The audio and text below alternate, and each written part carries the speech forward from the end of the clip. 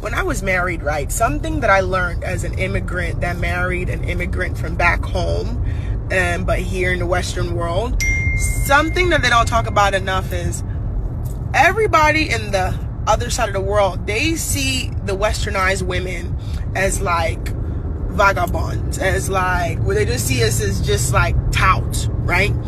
And the reason why they see us like this, because that's the thing I dealt with, you know, being married from someone who was back home, his family's back home, his mother and his father are back home. Like, the one thing that I was always bullied about in my marriage is that I wasn't willing to tolerate abuse.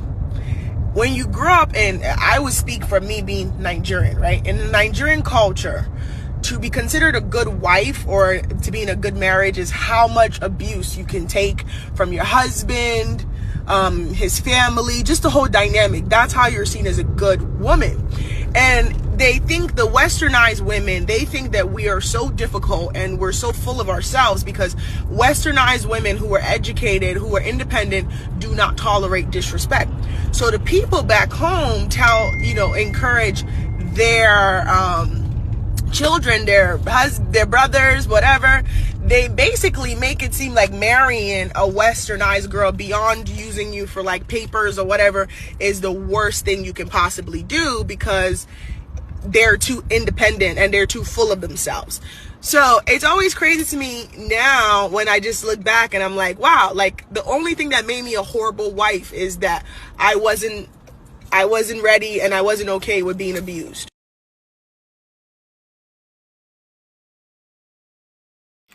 Morning, guys. How are you guys doing? I hope you're well. So that video you just listened to, one of my subscribers sent it to me on Instagram and I listened to it and I agree with her. I do agree because we were so, as women and even men growing up, we were so not aware of what abuse actually means.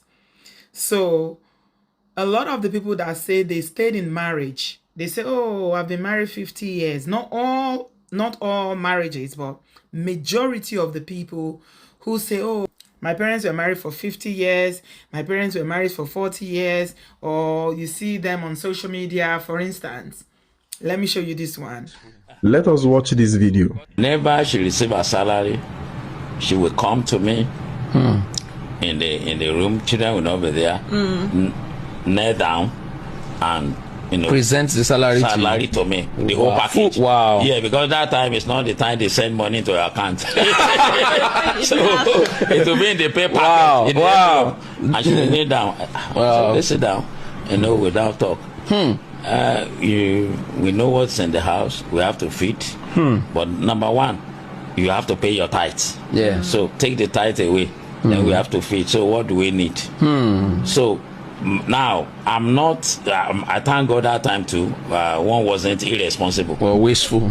Wasteful. So because Before I say anything, did you observe the look on this woman's face while her husband was talking? Did you see that miserable look? If it was such a happy marriage, why was she not excited while the husband was talking about it? The man is the only one talking with all that excitement because that form of slavery favored him as a man. Now, a lot of you will say, but they had a successful marriage. Their ability to tolerate slavery. No, sorry. Some of you call it trying times. Made their union to work. Yes, it worked, but at what price? At the cost of this woman experiencing true happiness, at the cost of this woman experiencing life as a human being and not as a subordinate. Someone you are supposed to walk beside, you walked over. And this is what some of our young men of this generation mean when they say they are looking for a traditional woman like their mother. You want a slave and not a wife. And the reason why we are starting to have a problem, like the reason why this preference of the kind of woman they want is loud right now, is because some of these women are starting to wake up and the ones that are still slaves are hard to find. I'll say this one last time and I'll go. Unpopular opinion.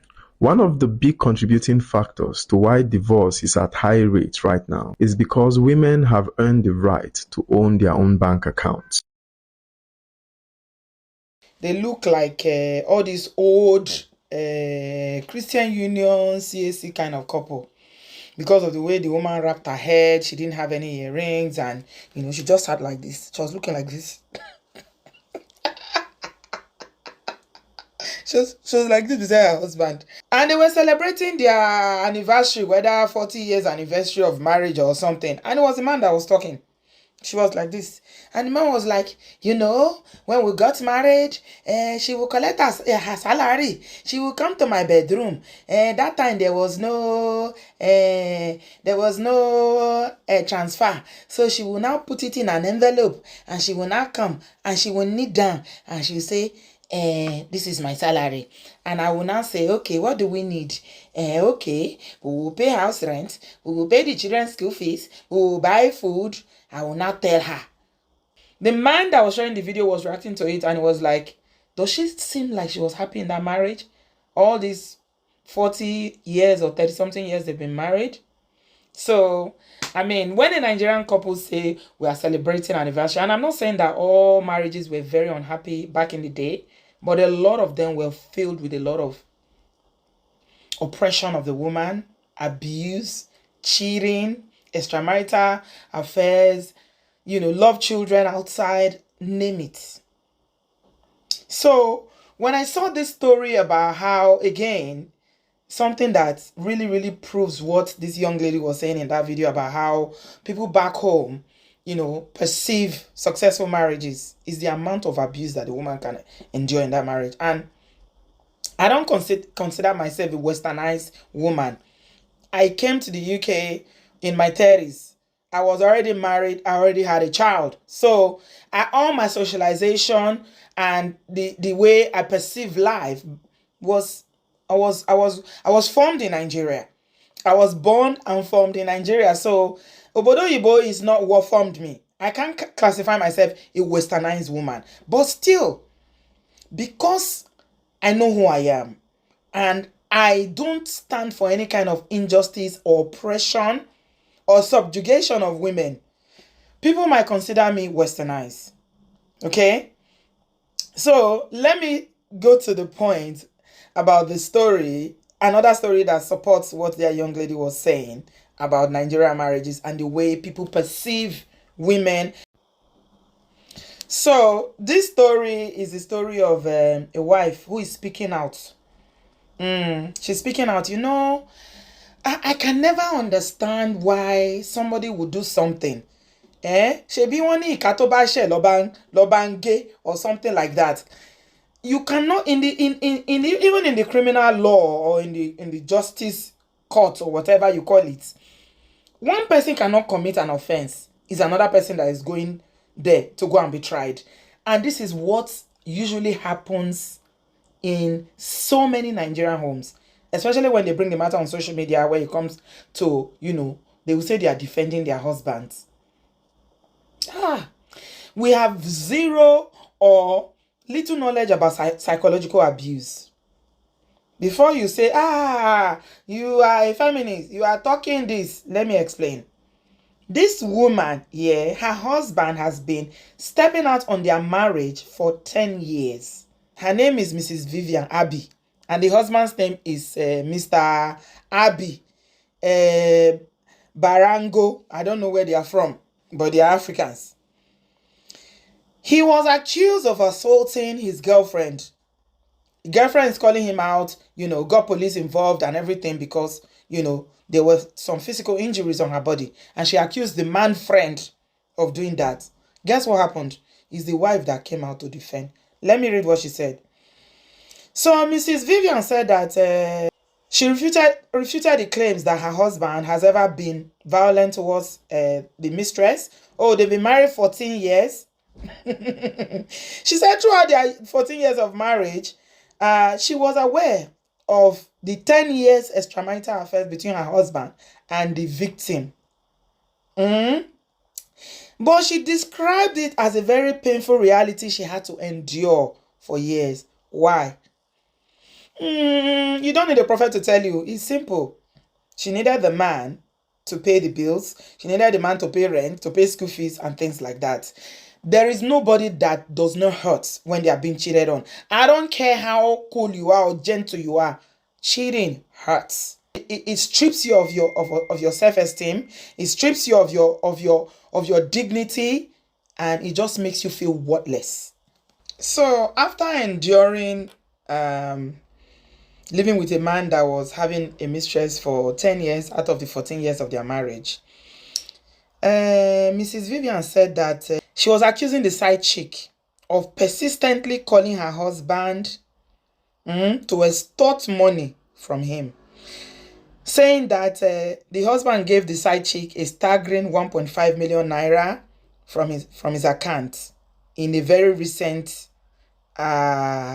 transaction. Oh my God. She condemned it that her husband is not violent though, and that her husband did not attack the mistress. I'm like, Auntie, show Wambe. Do you used to follow? Maybe you are a fly that used to pinch in your husband's pockets when he's going to his mistress' house so that you stay on the wall to be seeing them, what they are doing. Somebody in the comment section said, Auntie, you are married for 14 years. This mistress has been in your life for 10 years. That's a second wife. If the mistress has a child, 10 years, the pikin go down into secondary school. So they write the thing for her, maybe they write time for her to post in support of the husband. She now said that she condemned the report on the attack of the mistress, and she said, "Oh, this situation could have been handled more differently." But she wants the other woman to be held accountable. The mistress should be held accountable. I'm like, okay, what about your husband? Auntie? Accountability is a double-edged sword. Your own husband, uncle. But it's not through violence that they should hold her accountable, but through a lesson in respect and boundaries. So it's the side chick that doesn't have boundaries. The side chick that was on her own, your husband that has made vows, promise, forsaking all others. He did not forsake all others. He went and was carrying on when they were enjoying themselves. And you know, a side chick that enjoy more than wife. The things that side chick, that's why a lot of women now, they prefer to be side chick in Nigeria.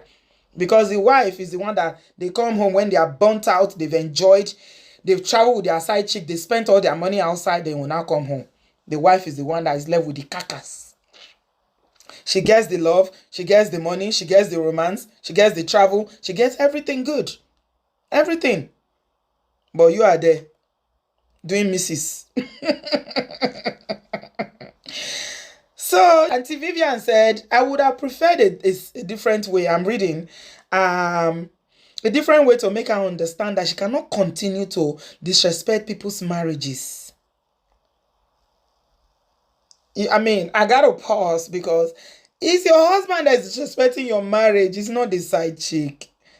Did they force him? The side chick is not married. How can you say somebody is disrespecting your marriage when your husband is sleeping with her for 10 years? Oh my God, these women. The side chick is disrespecting her marriage. Or she allegedly remarked that her frustration was more with the mistress, her persistence, than her husband's indiscretion. Of course. What is new? There's nothing new about that. Nothing new. So, isn't this a typical example of psychological abuse? Yeah. As a man, would you be okay with your wife having extramarital affairs? And if she's caught, or if anything happens while she's there doing jiggy with another man, are you going to come out and defend her? It's psychological abuse. Let's not even talk about what this woman has had to go through all these years. All these years. 10 years knowing that you preferred another woman. She didn't feel like she was good enough for you. And now, due to your indiscretions, you went and you and your side chick got into a fight. She has to come and defend you publicly. Is this not psychological abuse? So, what this brother was saying, there's something that this brother was saying that I want to play to you guys because the thing made me laugh when I saw it. I thank God that a lot of Nigerian, there's so many Nigerian men now who are beginning to understand that there needs to be a change in the way, the previous generation conducted business of this so-called business of marriage. I'm telling you, it has to change because it cannot continue. So God bless you, this brother. There are a few of them on Instagram now, making videos about, how some of the things that women have had to tolerate for years, all in the name of happy marriage or staying married, and you start counting, how fulfilled were you in that marriage? Are you happy? Do you have a voice? Because your wife cheated on you. Let's listen. Let's listen. So you want to break your home because your wife cheated on you. Are you aware that God is against divorce? What happened to praying for your wife? And what if you are the reason she cheated? What if you are the one that pushed her to go and cheat because you were not giving her the attention she needed? So you are going to throw your marriage away because your wife cheated and it is probably your fault. Why not pray for her to change? What happened to being a praying husband and a praying father?